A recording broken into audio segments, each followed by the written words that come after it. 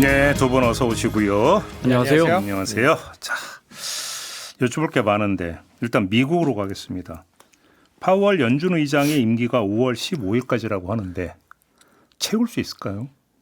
뭐 무섭던데 보니까. 기소가 될 것 같아요. 제가 트럼프 대통령이 그 동안에 제가 전에 한번 트럼프 대통령이 그 파월에게 하는 그 나쁜 단어들 험담, 근데 사실은 욕이에요. 진짜 욕이에요. 직설적인. 그 제가 정리해봤거든요. 네. 스튜피드. 트럼프 대통령이 되게 직관적인 쉬운 단어 쓰잖아요. 스튜피드 많이 써요. 그 단어는 저도 알아요. 노 스마트. 노 스마트? 노 스마트. 굉장히 냄새가 나는데. 우리 저 야구할 때 본헤드 플레이 한다 그러잖아요. 본헤드가 아주 멍청하다는 뜻이잖아요. 그 말도 한번 쓴 적이 있어요.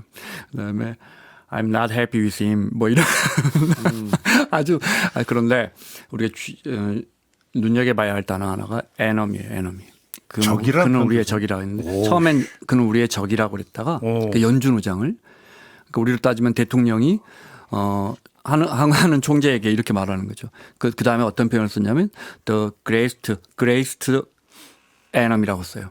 그러니까 우리의 가장 큰 적. 그게 맥락은 중국보다 저 사람이 더 적이다라는 표현이에요. 한국은 반국가 세력이고 미국은 그냥 적이네. 그렇지. 그러니까 그리고 이제 근데 트럼프 또 하나 눈여겨볼 분은 트럼프 대통령이 이렇게 블러핑 이렇게 겁박을 하죠. 협상의 기술이죠. 트럼프 대통령 거래를 잘하는 사람이잖아요. 몰아가다가 안 되면 거기서 접어요. 그래서 트럼프 대통령이 절대 그래서 치킨 아웃 한다고 맨날 그러잖아요. 타코라고. 그런데 언젠가부터 잘 안 접어요. 그 실행하고. 이번에도 보면 연준 의장이 5월 달이면 물러날 사람인데 굳이 기소까지 가거든요. 지금. 세 가지 혐의를 뒤집어 쓰고 압수수색을 하고. 그렇네. 네. 그러니까 베네수엘라도 겁박만 하고 바꿔야 되는데 잡아와 버리거든요. 그러니까 트럼프 대통령의 행태가 바뀌고 있다. 미국 언론들이 지금 이렇게 봅니다. 이제 심한 말 쓰려다가 약간 유화를 하면 무서운 게 없다. 점점 그러니까 원래는 그러니까 눈에 뭐한 것 없다 이런 얘기 하려고 했는데 트럼프 대통령의 거래 기술에 나오는 핵심은 리스크를 던지되 리스크를 최소화하고 협상이 안 되면 거기서 그냥 지는 거예요. 대신 졌다고 하지 않고 이겼다고 우긴다. 계속 우긴다. 이게 트럼프 대통령의 일관성 있는 전략이거든요. 그런데 그렇게 않고 행동을 해버리는 거예요. 네. 알겠습니다. 그런데 아무튼 이른바 그 트럼프의 파월 탄압이 시장에 미치는 영향은 어떻게 봐야 되는 겁니까? 아까 방금 기자님 기소까지 갈 거라고 이제 말씀 주셨는데 저는 그렇게까지 보지는 않고 아마 수사하고 그런 정도 압박하고 그만둘 거라고 보고 그래서 임기는 채울 것 같다 이제 이렇게 보고 다만 이제 시장에서 보는 거는 이 압박이 어느 정도는 좀 작동할 거 아니냐 무슨 얘기냐면은 이제 올해 금리를 조금 트럼프 같은 경우는 중간선거가 있기 때문에 좀 내리고 싶어 하는데 지금 그렇게 빠르게 내리지는 못할 것 같다. 왜냐하면 파월이 이렇게 지금 여러 가지 또 얘기를 또 하고 있거든요. 그래서 생각보다는 빠르게 내리지는 못한다. 그래서 아마 시장에서 아마 그렇게 보고 있을 것 같고 이게 또 재밌는 게 뭐냐면은 미국 상원에 은행위원회가 있어요. 뱅킹 커미티가 있는데 여기가 24명의 위원이에요. 24명의 위원인데 공화당 13에 민주당 11이에요. 그래서 13대 11 구조로 지금 돼 있는데 여기 이제 그 노스캐롤라이나 상원의원 한 명이 틀리스라고 하는 분이 나는 만약에 파월이 만약에 이런 식으로 쫓겨나게 된다면은 그 다음 청문회에서 나는 인준해 주지 않겠다. 이렇게 지금 공화당 의원인데 공화당 의원인데 그러면 12대 12가 되는 거거든요. 네. 그러면 다음 이제 연준 의장 지금 대기 중인데 인준이 안 돼요. 근데 그러면은 그 연준 법에 따르면은 현재 있는 그 의장이 계속 하도록 돼 있거든요. 그래서 지금 상당히 좀 만만치 않은 상황이다. 그러면 계속 이제 파월이 계속 가고 서로 파월이 물러난다고 하더라도 그 연준 이사는 계속 하는 거거든요. 이사 임기가 있어가지고. 그래요? 그렇습니다. 네. 그래가지고 상당히 지금 그 만만한 상황은 아니다. 이제 저는 결국은 이제 트럼프 대통령의 이 폭주를 막을 수 있는 건 과거에는 이제 연방 판사들 지금 대법원에서 관세에 대한 판결도 곧 나오잖아요. 근데 이제 진짜 마지막 보루는 지금 교수님 말씀하신 것처럼 의회 그중에서 또 공화당 의원들 왜냐하면 공화당이 다수기 때문에 공화당 의원들 한 상당수가 반대를 해줘야 되거든요. 그래서 트럼프 대통령의 폭주를 공화당이 막지 못하면 그다음은 정말 이제 위기 상황으로 갈 수 있지 않나. 그러면 이 근본적 배경은 금리 인하 여부잖아요. 네. 근데 그게 이렇게 중요한 문제예요. 지금 미국 경제 상황이나 여러 가지로 볼 자, 때. 이렇게 이해하시면 돼요. 그러니까 경기를 살려야 돼요. 경기를 살려야 트럼프 입장에서. 네. 경기를 살려야 되는데 경기가 무거워져요. 중국과의 협상도 잘 안 되고 경기가 무거워지는데 핵심은 이제 장기 금리입니다.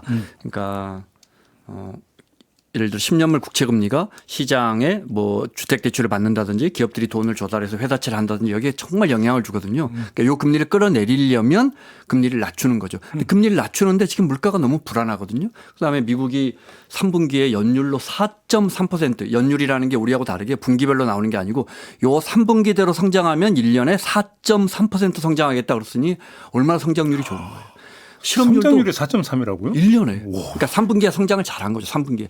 그런데 실업률도 4.4인가 그래요. 그러니까 옛날 기준으로 하면 실업률은 3에서 5면 완전 고용이에요. 그러니까 미국이 60년인가 70년 기준으로 해서 실업률이 5.8인가 그러는데 지금 4.4예요. 그런데도 금리를 끌어내리려고 하는 거죠. 그러면 결국 인플레 압력이 높아질 것이고 그러면 시장의 투자자들은 그러면 결국은 먼 미래에는 금리를 다시 높일 거야 이러면서 장기채 금리가 안 떨어지는 거예요.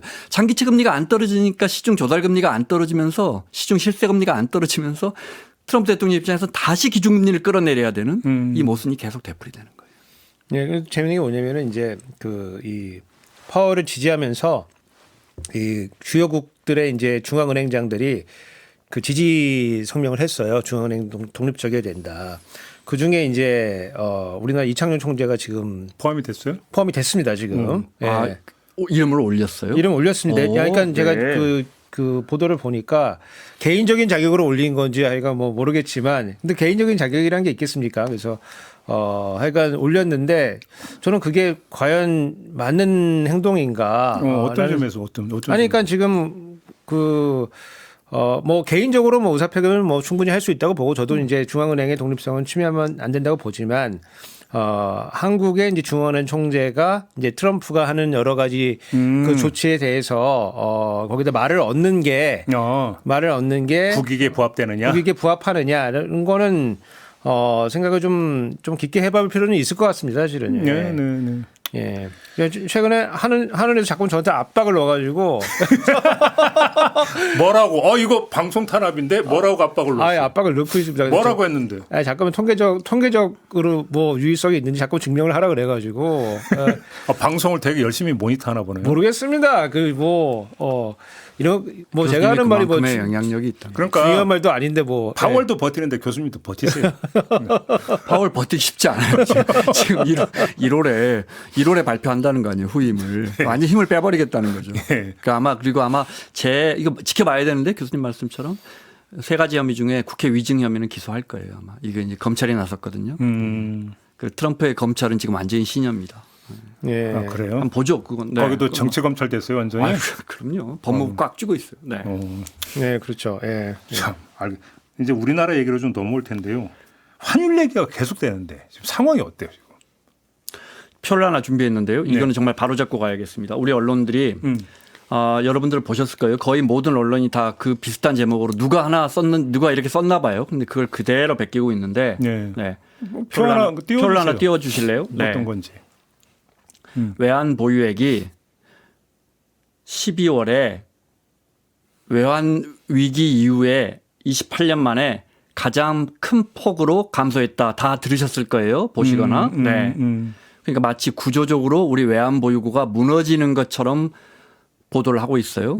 그냥 아주 쉽게 이해하실 수 누구나 보시면 밑에 파란색 줄 보면 외환 보유고가 2022년에 4,700억 달러까지 갔다가 쭉 떨어져서 작년 상반기에는 4,050억 달러까지 떨어졌다가 확 오르는데 근데. 네, 그다음부터 뭐 꾸준히 오르다가 말씀하신 것처럼 지난해 12월에 한 달 동안 26억 달러 줄었어요.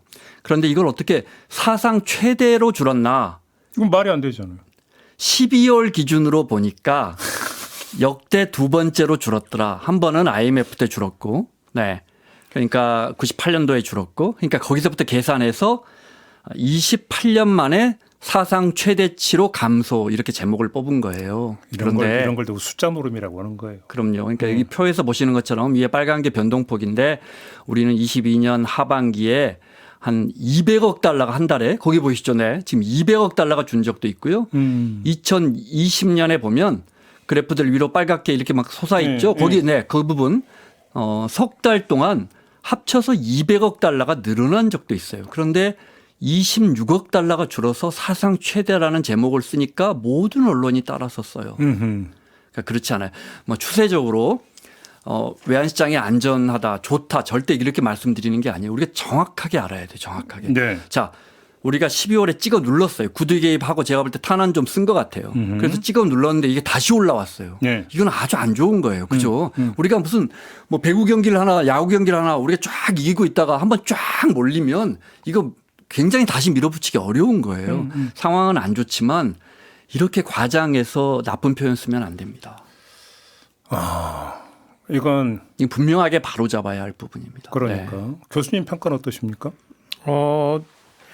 뭐 하여간 다들 맛이 안 좋은 거죠, 사실은. 무슨 그런 맛? 표현을 이제 쓴다는 얘기는 그 12월 말에 이제 외환 당국이 이제 어떤 식으로든 개입을 해가지고 환율을 이제 종가를 목표로 종가 조정을 위해서 이제 개입을 이제 과도하게 했는데 사실은 그런 거에 대한 느낌이 아마 기자분들도 비슷할 거 저도 비슷한데 맛이 좋지 않다 사실은 맛이 좋지 않다. 원래는 지금 개입을 했는데도 이러지 않느냐? 이 그러니까 얘기예요? 원래 개입을 해도 뒷맛이 좋지 않다. 네. 개입을 해도 별 효과가 없을 건데 지표 조정을 위해서 그냥 개입한 거 아니고 그럼으로 인해 가지고 우리 귀중한 외환을 소비한 거 아니냐. 그러니까 제가 보는 거는 이제 이 외환 당국자들이 책임에서 벗어나기 위해서 이런 탈환을 낭비한 거 아니냐라고 하는 그런 느낌들을 갖고 있는 것 같아요. 왜냐하면 지금 제가 한번 짚어드렸지만은 그 연말에 이제 개입한 거는 어떤 효과가 있는 거냐면은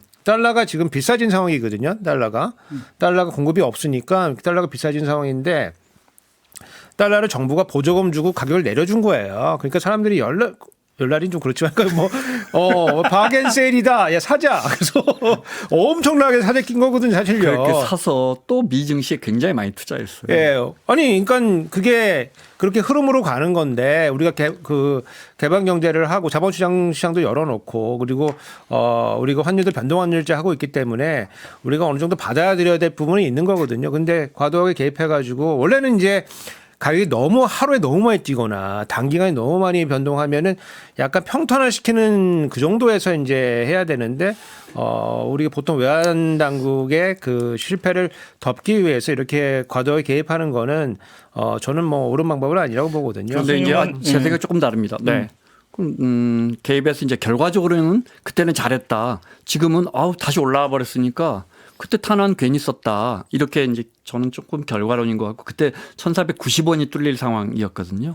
그래서 불가피하게 개입하는데 우리 통화당국에서는 외환당국에서는 그러면 이왕 개입할 거 세게 하자. 탄환도 많이 쓰고 구두 개입도 아주 세게 하자. 이렇게 해서 사실 그 전날 일본도 그렇게 했거든요. 그게 24일인가 25일 수준일 거예요.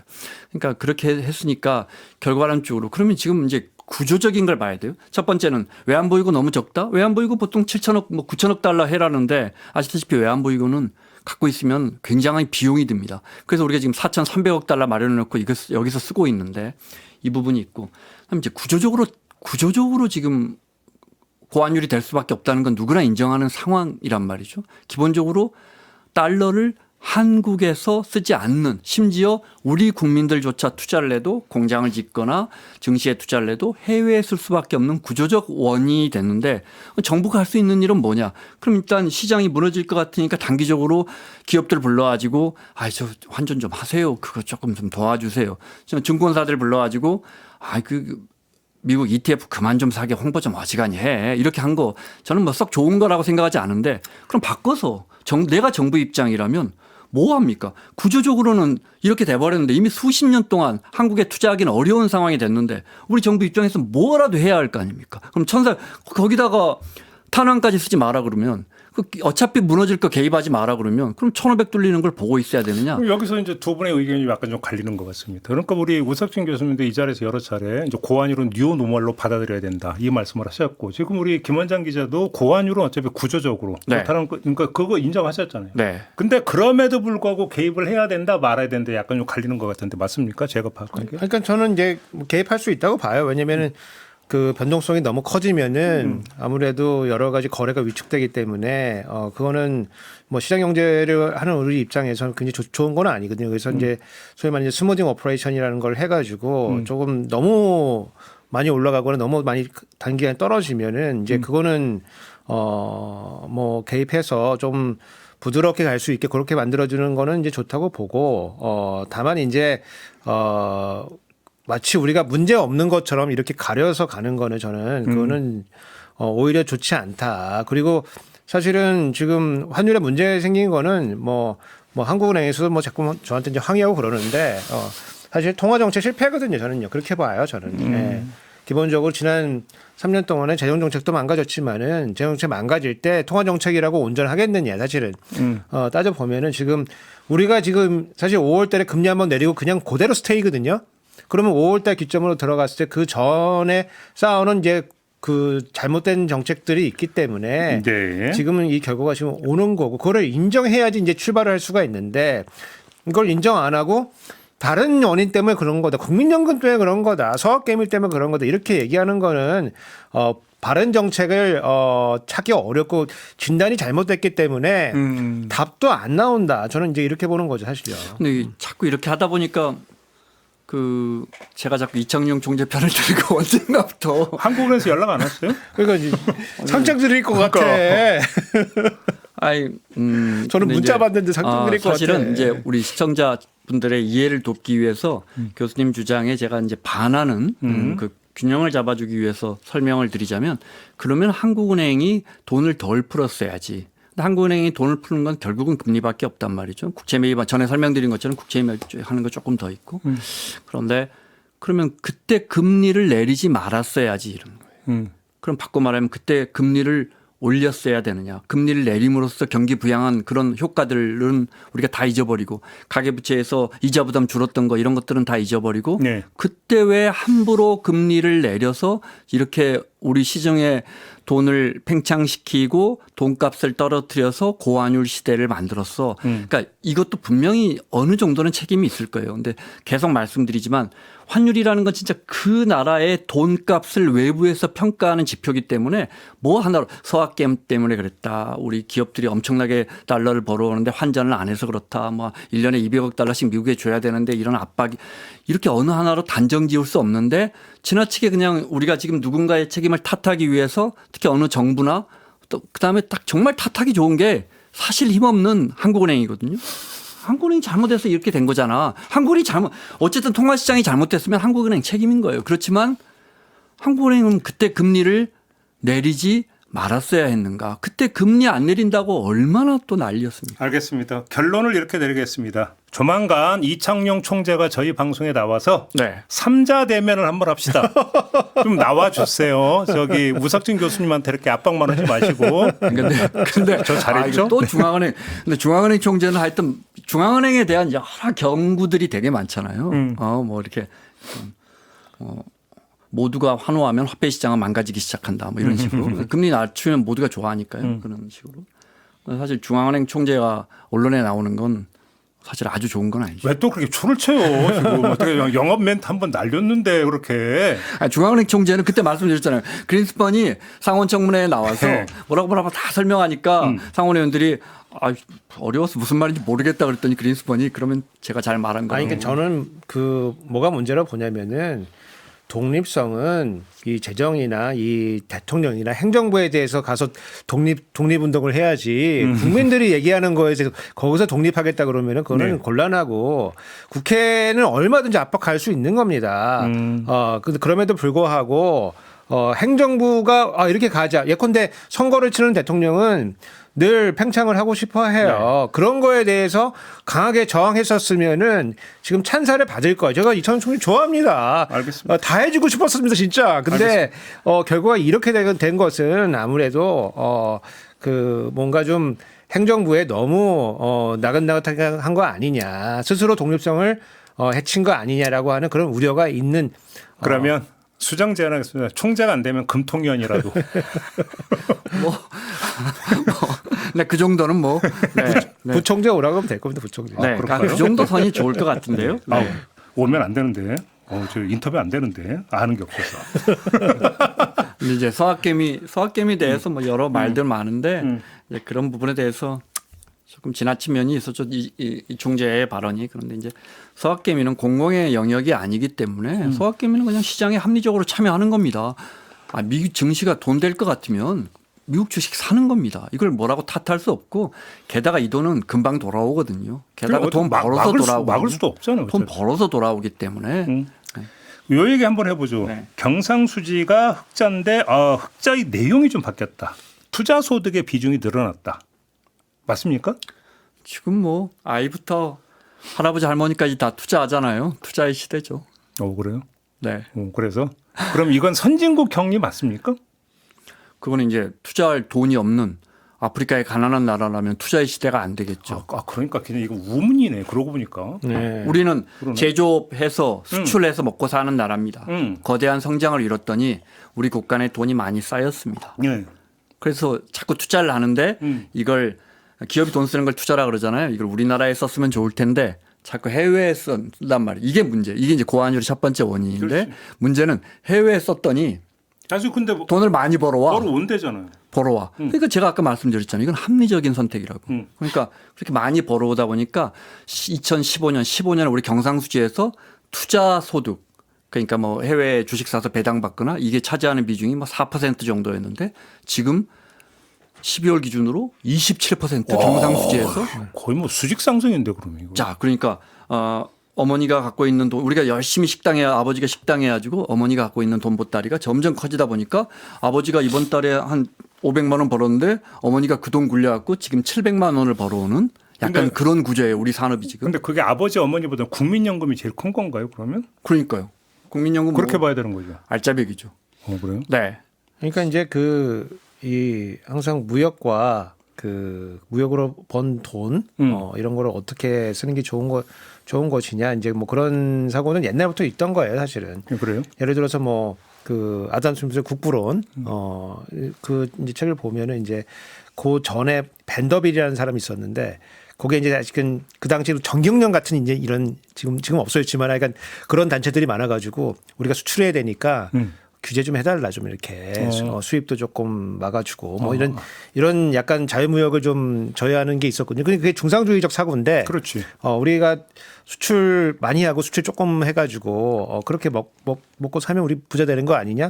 그 전에는 포르투갈이나 스페인처럼 수출 수입하지 않아도 남의 번 거 그냥 해적질 해가지고 뺏어가지고 그 모아 그득그득 쌓아놓으면 우리 부자 되는 거 아니냐 이제 그런 사고도 있었는데 아담 스미스가 생각한 건 그런 건 아니거든요. 그렇게 되면 부자가 되는 건 아니고 우리가 생산성을 높여가지고 그렇게 이제 우리가 부자가 된다 뭐 그런 얘기였어요. 그러면 이제 우리나라는 기본적으로 이제 중상주의적인 사고가 굉장히 많아요. 사실은 그래서 우리가 많이 팔고 조금 수입해가지고 많이 남겨먹으면 우리 부자가 된다. 그리고 그 돈을 가지고 국내에 투자해가지고 공장 짓고 이렇게 하면 된다. 이제 이거거든요, 사실. 그래서 언론이 우리 경상수지나 무역수지 적자 되면 그 동안에 보면 수십 년 동안 너무너무 걱정을 하는 거예요. 큰일 난다고. 그래서 이제 여기 이제 국내 그럼 돈이 쌓이면 어떻게 되겠느냐. 그 생각들이 이제 그 다음 생각인 거예요. 근데 보통 여기 돈이 쌓이게 되면은 그러면은 이제 원화가 이제 절상되면서 사실은 우리 경쟁력이 좀 떨어지거든요. 그래서 돈 일부가 나가야 돼요. 어차피. 해외로 나가야 됩니다. 나가서 그렇지. 안 그러면 인플레이션 압력이 세가지고 그래서 견딜 수가 없어요. 그래서 나가줘야 됩니다. 그래서 나가는 건 너무 자연스러운 현상이다. 다만 이게 나가는 게 원래 이제 수익성이 높은 데 찾아서 나가거든요. 그래서 예전에는 이제 저개발 국가나 이런 데 많이 나갔어요. 일본도 뭐 아프리카 뭐 동남아시아 이런 데 돈이 뭐 엄청 나갔거든요, 사실은. 근데 지금은 이제 글로 가는 게 아니고 지금 미국이 빅테크이기 때문에 거기가 수익률이 좋아. 그래서 글로 지금 가고 있다. 네. 그래서 이게 밸런스가 맞아가는 굉장히 자연스러운 과정이다. 이렇게 봐줘야 되는 거죠, 사실요. 예. 근데 수익률하고 교수님하고는 별로 상관이 없잖아요. 그렇습니다. 예. 예. 우리가 또 항상 시장 수익률의 절반 정도를 하죠, 저희가. 아니, 경제학자들이 투자를 잘한다면 이 시장 경제가 얼마나 더 불공정하겠습니까? 맞습니다. 예. 제가 아는 뭐 또 그렇게 위안을 해주고 그러세요. 제가 아는 수많은 경제학자분들의 수익률은 참담합니다. 예, 참담하죠. 예. 왜 그러는 걸까 근데? 그러니까 그 자물성이 없어서 그런 겁니다. 이거 원래는 딱 묻어놔야 되는데. 그렇죠. 그 말이 시장 설득력이 경제는 있는데. 경제학자분들은 물론 행동 경제학도 있지만 경제학자분들은 로직으로 이성적으로 접근하잖아요. 내가 흐름을 잘 알아라고 네, 하는 게 이성적으로 오히려 접근하시죠. 함정이 근데 돼요. 시장에는 이 탐욕과 욕망이 버무려진 인간의 마음이 참여하기 때문에 가격이 예상대로 설정이 안 되죠. 자, 다시 투자의 시대로 돌아와서 그 규모들을 보면 사실은 이런 걸 전하는 제가 봐도 와, 진짜 10년, 20년 전에 비하면 정말 우리가 제가 그때 1조 7천억 달러 해외에 투자한 민족이다. 4천조 원이에요. 네. 그러니까 우리가 2조 달러 좀 넘는 게 GDP인데 작년에 코스피가 오른 게 1,700조더라고요. 어제 제가 기사 찾아보니까. 그러니까 우리가 2조 달러니까 한 뭐 2,000조, 3,000조 1년에 생산하는 나라인데 코스피 하나가 1,700조씩 늘어나는 거예요. 아까 국민연금 말씀하신 국민연금 하나가 3년 전에 100조 늘었다가 그 보따리가 160조 늘었다가 작년에 200조 늘었다가 해외 투자도 잘하고 마침 코스피도 많이 올라져서 보따리가 올라졌으니까 좋은가 좋죠. 만약에 우리가 교수님 말씀하신 것처럼 우리는 항상 수출에 의존해서 역대 진짜 이렇게 수출 비중이 높은 나라가 없는데 그 말은 뭘 잘 만들고 잘 판다는 뜻인데 만약에 수출이 안 되면 이게 천수탑처럼 이게 그럼 달러가 없네. 우리 뭐 먹고 살지 이 구조였고 그럼 무슨 돈으로 투자를 하지 이 구조였는데 다른 데서 돈놀이 해가지고 벌어오니까 좋지만 이게 이제 자본시장이 흔들리거나 꼬라박으면 이게 또 위험해지는 거거든요. 기자님도 뭐 그런 표현 쓰시네요. 네. 그러니까 이런 리스크가 항상 상존하기 때문에 흥분하지 말아야 한다. 알겠습니다. 네. 하나만 쉽지 않아요. 흥분하게 돼 있어요, 우리는. 네. 우리 기자님도 어떻게 수익률 괜찮으신가? 시장 평균을 상회한다. 이 정도 이야기하겠습니다. 목소리가 올라가는데. 그러니까. 근데 투자금이 너무 형편없으니까. 그러네요. 네. 부럽습니다. 하나만 더 여쭙고 마무리하겠습니다. 우리의 작년 1인당 GDP가 대만에 추월당했다. 네. 뭐 뉴스 엄청 쏟아지더라고요. 어떡하죠? 왜 그런 걸까요? 그리고 그게 문제인가요? 어떻게 봐야 됩니까? 그러니까 우리가 이제 GDP는 이제 경제 규모를 우리가 뜻하는 거고 1인당 GDP라고 하는 거는 삶의 질을 측정하는 척도입니다. 그렇지. 예. 그렇지. 그래서 이 1인당 GDP가 사실 아무것도 아닌 것 같지만은 그 나라의 삶의 질이 어떠냐를 볼 수 있는 하나의 그냥 지수입니다, 사실은. 네네네. 지수인데 이게 우리가 이제 대만한테 이제 추격당했다라고 하는 거는 그 자체는 그렇게 중요한 건 아닌데 지금 추세 측면에서 우리가 지금 정체한 기간이 너무 길었다는 우리가 새겨봐야 되는 거거든요. 그러니까 GDP가 우리도 늘긴 하는데 그동안 빠르지가 않았고 그 대만은 이제 TSMC 중심으로 해가지고 그리고 중소기업도 단단하기 때문에 거기 받치고 지금 올라가고 지금 있는 중이거든요. 네네네. 거기에다가 환율도 대만 화폐도 그렇게 좋은 건 아니지만 우리가 더 나빠져가지고 달러로 바꾼 이런 1인당 GDP 같은 경우에는 우리는 조금 소폭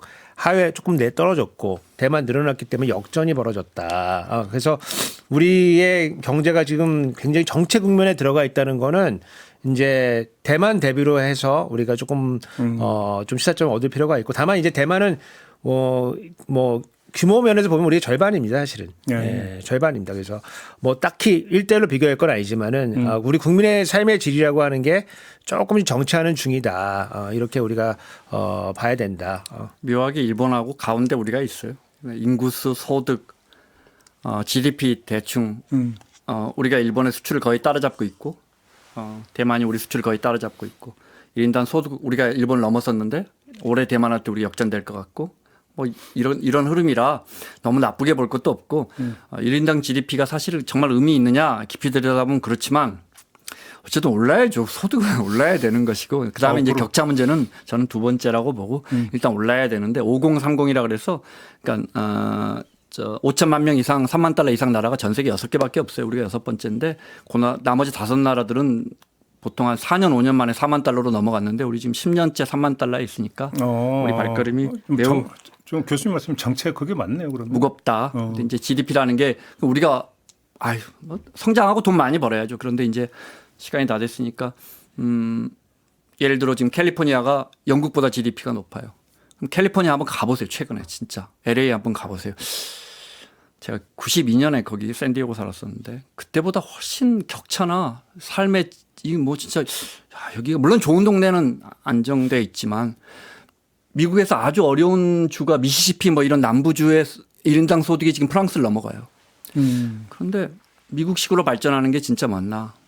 그 격차가 너무 커져서 이야기하면 너무 길어지니까 그런데 참 무슨 말씀인지 예, 이쪽에서는 진짜 뭐 약탈하고 뭐 사람이 다치고 총으로 쏴도 경찰이 출동도 못하고 저쪽에서는 지금 캘리포니아 쪽에서는 뭐 초임이 10만 달러를 쉽게 넘어가요. 1억 5천을 넘어가요. 신입사원의 연봉이 이 사회가 우리가 가야 할 방향이냐 이건 따져봐야 하지만 어쨌든 소득은 올라야죠. 네. 물론이죠. 네. 반대할 사람 아무도 없습니다. 네. 마무리하겠습니다. 수고하셨습니다. 끝내겠습니다. 두 분 수고하셨고요. 저도 감사합니다. 물러가겠습니다. 고맙습니다. 수고하셨어요.